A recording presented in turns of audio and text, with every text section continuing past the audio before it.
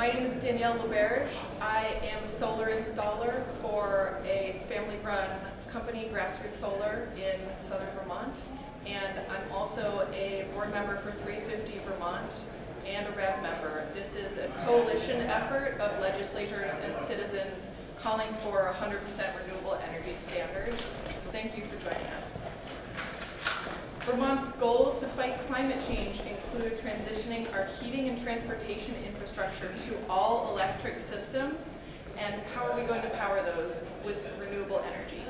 It's estimated that we need to double our electric use statewide to meet the increase in demand from switching transportation and heating over to all electric sources. And this means our transport and heat will only be as renewable as our electric regulations let them be. The uncertainty, the weight, and the added cost of permitting makes renewable energy less accessible to the people we most want to provide it for. Vermonters want renewable energy, but we need new state goals and mandates to the PUC so that new renewable projects are not stopped and slowed by a lack of explicit direction from the legislature to the regulatory body. We need to update zoning laws to require all new buildings to install solar, and that all current commercial buildings are reinforced to hold solar panels. There needs to be more incentives for homeowners and landowners to install solar. Because I was a part of the Bristol Community Solar Project. We needed to go through a lot of machinations, such as having Series A investors and selling RECs and doing all kinds of things to try to drive down the upfront cost of the units. We couldn't call them panels, we had to call them units that people were going to invest in. But even after we went through all of that, what we found was it still costs $700 a unit. And a typical home in Bristol needed between 10 and 20 units. And so what we learned, what I learned, and what really I'm bringing to you is the fact a low-income person or a person who has struggled all their lives to make ends meet can't afford it. They can't afford, say, $15,000 up front and also be paying some part of that through the next 7 to 10 years. We tried financing through local banks, but at 6%, the numbers really didn't add up very well at all. But it's still too expensive. And so basically what I want to say is we need a renewable energy process that makes the process simpler and has a public financing stream that will pay for upfront costs.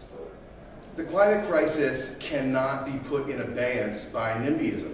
We cannot complain about the degradation of our forests, blight of our ecosystem. We cannot file a complaint with the Public Utility Commission. It will not go away. So we need to address this with greater urgency. What I would say now is that if we are going to really electrify our transportation sectors and our home heating sectors, we're going to triple the grid in 20 years. I'm not seeing that modeled by our state agencies when we talk about how much we need. So what is this bill going to do to encourage it? It's going to force new renewable energy development in the state. It's going to give a path to renewable energy development in Tier 2. We're not going to buy our way out of this crisis by double counting existing installations. So we got to get rid of the SREC market, right? We got to stop counting Hydro-Quebec. We got to support new in-state renewables and in-region renewables so we stop exporting our emissions to Ian's kids in Connecticut. This is our challenge. We are a state with the privilege to encounter it. We've got the land, we've got the space, we've got some built environment, but it's not just going to be done in the built environment. All those buildings in Taft's Corners, they don't have dead load built in to put solar panel on everyone. I'm sorry, they don't. Some of them do. Okay, thank you.